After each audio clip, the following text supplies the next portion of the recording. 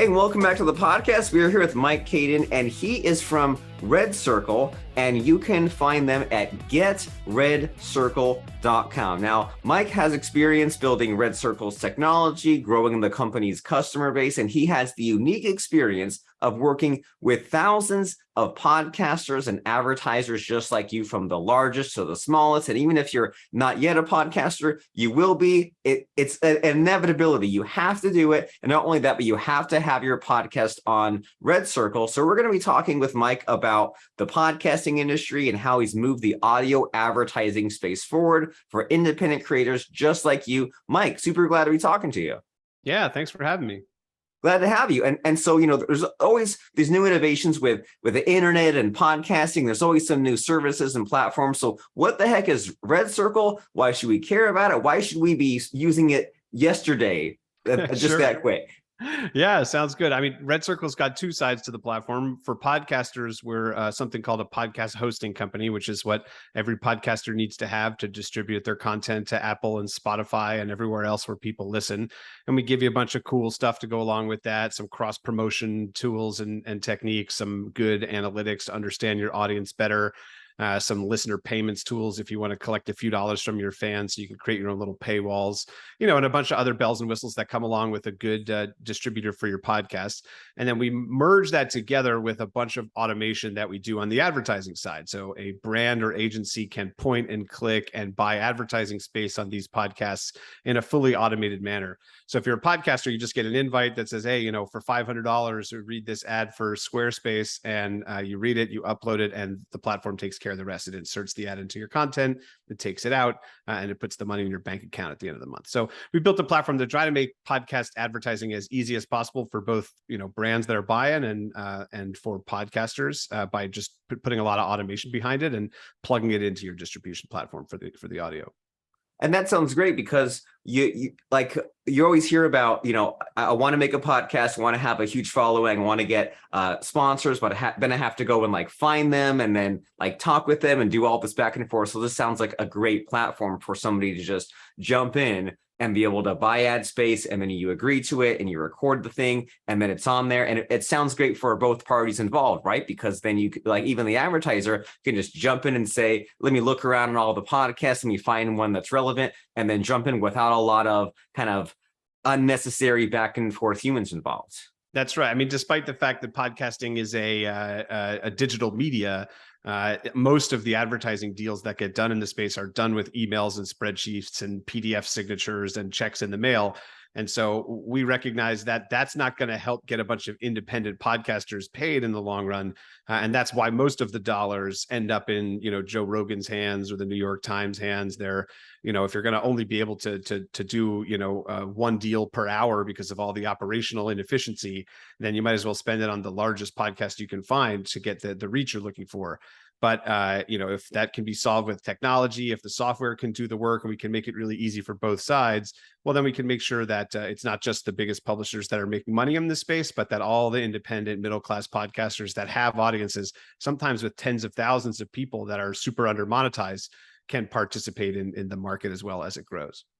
Right. Give the rest of us a chance. And so you're in the business of helping podcasters get to where they need to go. And you always hear about how podcasters or would-be podcasters, they get so confused, overwhelmed by the equipment they're recording. They think they have to have all the stuff recorded ahead of time. You hear about how a podcast will have a handful of episodes and then go away. And so in your opinion, where are podcasters stuck? Where do they need help? Well, I mean, there's a lot of folks ask us about okay, how can I make money on this thing? And usually the advice that we have first is make sure that your content is really good. Because if you don't have great stuff that people really want to listen to and want to come back tomorrow or next week to listen to again, well, then, you're not going to be able to grow the audience to a size that's going to make that money worth it for you. And if you don't really have an audience that's fully engaged and listening deeply, your ads are not going to perform either. And the advertisers are going to try and not come back. So the number one thing to focus on before you worry about like, do I have the $500 microphone?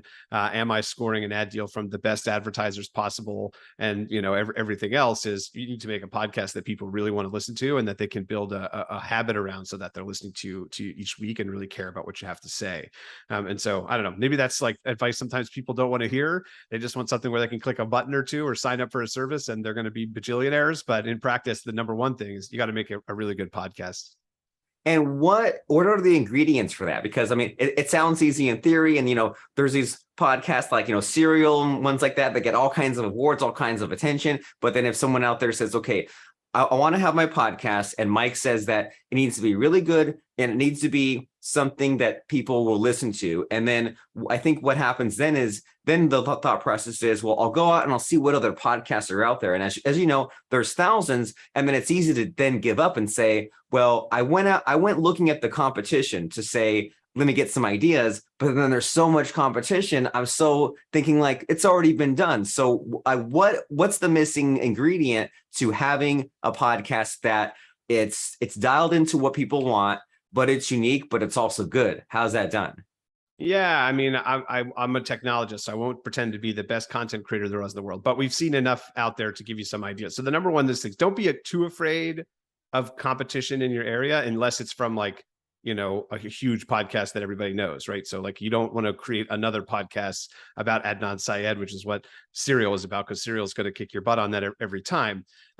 But just if there's another, but that said, there's 50 different true crime podcasts, 100 different true crime podcasts that are all sizable because people really enjoy hearing those kind of stories, right? So you just have to find something that you're good at and that you can create compelling content. Don't be afraid about the competition. That said, make sure you don't name the podcast the same as something else that exists or is bigger, especially because then when people go searching, they're going to find something else. And we've seen that time and time again. And so that's also super important. But in the end of the day, if you're going to study and try to understand what do people want to listen to, what they want to listen to is what you're good at telling stories about. So whether that's like your content expertise or technical expertise or some content knowledge that you have that you want to share, or the research that you go out and do, or the guests that you're able to go out and find, you have to create stuff that like you're uniquely capable of telling the story of, that people will really want to come back to you to find it, right? And you're not going to be good at it in the beginning. You're going to have to practice. You're going to get better. We've met podcasters all the time that have 15, 20 episodes stacked up that they haven't published yet. And that's not the right idea either. Like get your first one out there, put it out there, listen to feedback from your fans and iterate and just continue to get better. It's not, there's no TikTok algorithm that's going to take you to a million views tomorrow. You got to put in the work. It's a long-term thing. It's a slower medium, both in terms of how people listen, but also in terms of how you grow. You got to put in the work over time.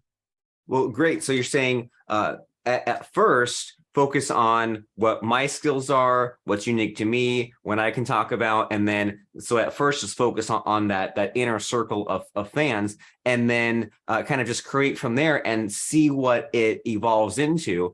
And then, and as far as like the structure or the uniqueness of the show, do you have any opinions on that? Because me personally, I'm the kind of guy, and I say, you make a podcast and just make it 20 minutes, right? Because that's kind of a good format for whatever you want to do. But sometimes you hear about these shows where they'll do like a lightning round, or they'll have like 3 guests back to back, or like a panel, or like limited to 5 minutes. Do you have any thoughts on that kind of, I don't know if that's gimmicky or just like the restricting structure? Is that needed to make it stand out, or is it just recorded whatever length it ends up being? Yeah, I mean, it certainly depends on the pod, right? If you listen to Joe Rogan or something, or something, Lex Friedman, some of these shows where they're doing 3-hour episodes where they're just talking and there's very little structure, people love that. I mean, those are huge podcasts. On the other hand, there are podcasts that have a ton of structure where they're playing the same games or asking the same questions to different guests each week. And that is something that gives the creativity for the authors of the pod to come up with new stuff and to give them the structure they need to create an entertaining show. So I don't think there's a right answer to that. And then in terms of length, I don't think there's a right answer either. We've got shows on the platform that are huge, that are like your 5-minute motivations, daily shows that are just a couple of minutes that are trying to get people started with their day. And then we've got some of those, 3-4 hour long conversations where we actually had to write some code in our backend to be able to handle episodes of that length, right? So, it really varies. There's no right answer there. I think depends on your audience, depends on the topic. Okay, great. Yeah, your audience and your topic. And so then what that leads to is, so yeah, everyone wants to have a podcast that people actually listen to, right? That's the whole point. And then the more listeners you have, the easier it will be, and the more you can charge as far as these sponsors. And then, but then as far as getting the listeners, that's kind of a slow uphill battle, right? You hear things like recycle your content and post to the social platforms and get the clips and get the images. You hear about whatever reach you already have, like an email list, promote every episode. You hear about go back to your guests and get them to promote. So do you have a favorite way of building listeners, of getting attention to podcasts so that way it can grow and get the community it deserves? Yeah, totally. I think once you have the content sort of well designed and you have really high confidence that what you have there is going to be compelling for new listeners when they arrive, I'd suggest two things. One is making sure within the show you have a call to action, like, make sure to subscribe and invite your guests to make sure that if they show up for the first time, that they create a habit from us, like come back next week, tell a friend, subscribe on Apple, subscribe on Spotify, make sure that people start to figure out that you can capture them for weeks in the future, and if they have that great first experience. And then once you have confidence that the content is good and I've got my hooks in place, then you need to start to fill the top of the funnel, right? And sort of put people into this bucket. And the best way to do that, and we've got the data to show you this, is through cross promotions, is to get your podcast, either yourself, a trailer for your podcast, or an episode of your podcast in front of somebody else's podcast audience. And there are services that are out there that can help you do that. You can do it yourself. RedCircle has one built into our platform, so you can partner up with another podcast that's of similar size on RedCircle. You can upload a little 30-second audio clip of your show, the other party does the same, and then you both kind of approve of the audio and make sure it's good. And then RedCircle will insert that promotional ad in each other's podcast for 2 weeks and then take them out. And that's all for free. It's like an in-kind exchange of the advertisement. And that's, we can show you sometimes when those are aligned really well and the audiences are similar between the two shows, that sometimes as much as 10% of the audience can be added on to the other show. So if you do that, every quarter or once a month or something, and you put in the work to go find relevant audiences in other places and put yourself in there, you can really start to grow the audience, but you got to do the work.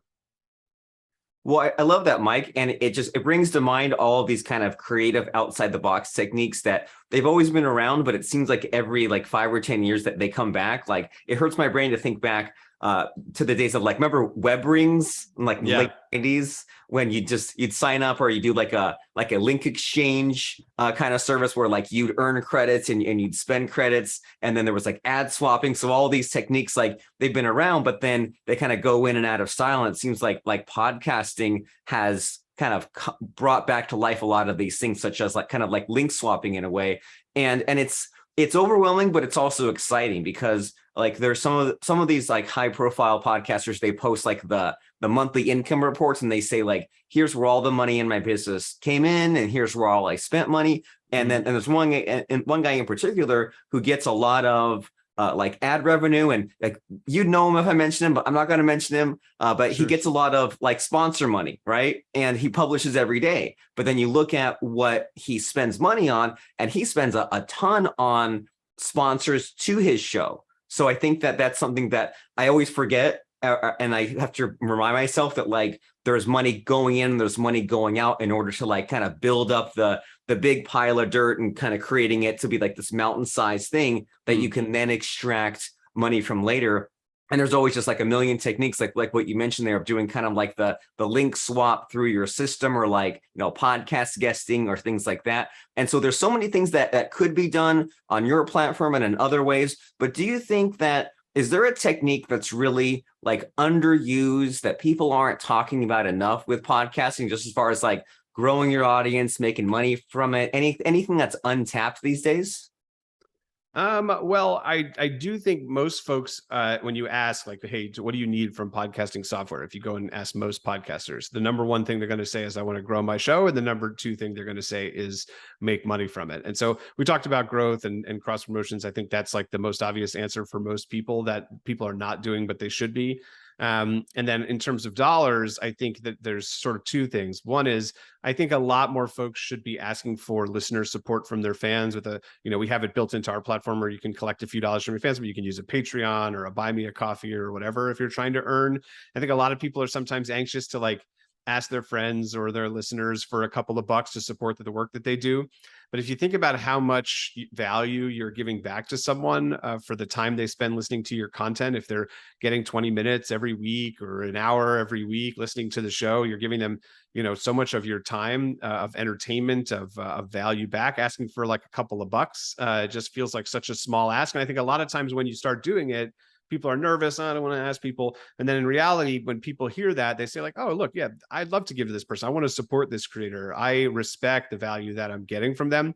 The analogy I always give is I used to sing in an a cappella group, which, you can make fun of me if you'd like to, I'll take it. And we used to have concerts and I'd invite my friends and it was $5 at the door. And we used it to, get better microphones or just to buy beer afterwards. And I never had one friend be like, man, what the heck? Like, why do I have to spend $5 to come see this concert? They were excited to come and support the work that I was doing. Right. And so, asking folks for listener support, I think is something more podcasts should do. And then on the advertising side, I think a lot of people, they sign up for a directory here or they get hooked up with an ad rep there. And I think if it's something that you want to take really seriously, then you got to partner with somebody that can really help you go out and find it. You're not going to, if you're an independent podcaster on your own, you might get a deal here or there if you wait passively.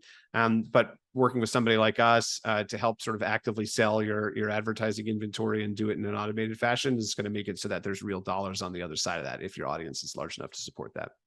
Right. So that way it's consistent. It's not something where you say, oh no, it's been 6 months since I last looked for sponsors. Let me scramble and do it for a couple of hours. And then 6 months later, you pick it up again. And that doesn't seem like a real business. That seems more like a hobby. That's right. And look, I'm a software engineer. I'm not an advertising salesperson. And I'm sure it's true for a lot of podcasters that like being a ad salesperson is not their expertise and not what they're good at. They're good at creating stories for people to listen to. Right.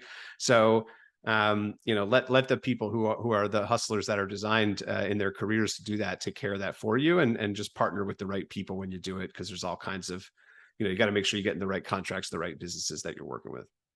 Well, great. Well, I want to mention in just a moment about RedCircle, and we want to push people to using it and to trying it out. But I also want to follow your advice here, Mike. And since you say it's important to do like the YouTubers do and say, smash that subscribe button, I'm going to say that it's important to go to marketeroftheday.com/RATE to give a rating on Apple Podcasts. And, I think I have a thing at the end that says like review the show or get more episodes, but I forget to actually mention it right in there. So you gave me that opening. So I will just mention, rate and subscribe to the show since that's the show that we're on. But what's even more important than me is the guest and the value they bring to it. And so the idea with this whole podcast model, since it's begun, is you're the host of a show, you have a guest on, they bring in some kind of content, but in the process, you make your guest look smart, which Mike has had so many insights for us. And then kind of the exchange here is you're a podcast listener and you say, man, Mike dropped some value bombs here. And now in exchange, I'm not necessarily going to sign up for his service right away, maybe in like a day or two and a couple of hours, but at least for now, check out what he has to offer because you got this far in the podcast episode and he just had all these ideas and you were interested this whole time. So now the next logical step is to go and check out Mike's service, RedCircle, at getredcircle.com. So what can we say to these listeners here, Mike, to tell them that RedCircle is the place for them and you really motivate them to go and click and sign up right away? Yeah. I mean, if you're a podcaster and you either have a podcast already or you're thinking about starting one, you should switch to us and check it out. It's easy to do. It's free if you have just one podcast. So there's not a lot of risk there. And if you're an advertiser and you've been thinking about playing around in podcasting, or maybe you tried it once and you got frustrated by the number of emails and spreadsheets, come take a look at what we offer there as well, because the buying software will really, keep the hair on your head instead of getting yanked out while you execute a campaign of size, but still with this sort of host-read endorsement style campaign. Well, okay. So is the place to go getredcircle.com? Is that just the hub? Yeah, redcircle.com or either one is fine. All right. So getredcircle.com. We will see you there. So that way that you can begin your podcasting journey and do it right and do it in a way where you can get traffic, you can get sponsors, and you're on this platform that they're continually innovating and thinking with you in mind. So that way you can get caught up to the Joe Rogans of the world who's going to have gobbled up all the attention, all the advertising space. It's so unfair that when you think podcasting, you think Joe Rogan, and you watch these shows and they're 3 hours long and they're okay, but you're just like, this guy's just rambling for 3 hours. I could do way better in my small little way, my small little corner. So the next logical step is to go to getredcircle.com. We will see you there. And do you have anything for us to say just at the last minute, Mike, to wrap up or motivate us, or just anything last minute to drop in at the end here? Yeah, I mean, the last thing I'd say is that, Joe Rogan and the New York Times are the largest publishers. There's maybe 1,000 top podcasts. Together, they only represent 35% of the podcast listening. Everything else that happens down below, 65% of the listeners are out there listening to the middle class and long tail of podcasters. And so if banding those together, it represents a lot of listeners. And so this medium, like YouTube, like many others, doesn't need to be dominated by traditional media and celebrities. It's made up of indie podcasters like you. And platform like us is out here to help make sure that happens and that those folks get supported. So check it out if that's you, or that if you want to be involved in that.